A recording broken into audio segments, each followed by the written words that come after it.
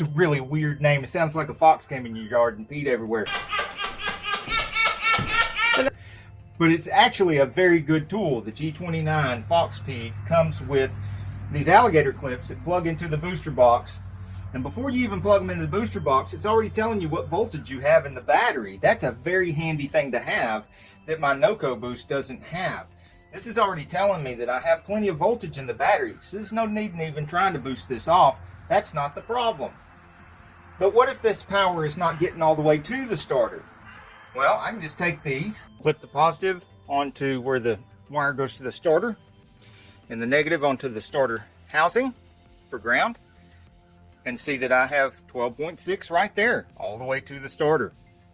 I also knew I was getting power to the starter because when I turned the key, it would click, which told me the Bendix is throwing out, and the Bendix is not bad because it's throwing out the Bendix, and that means I'm getting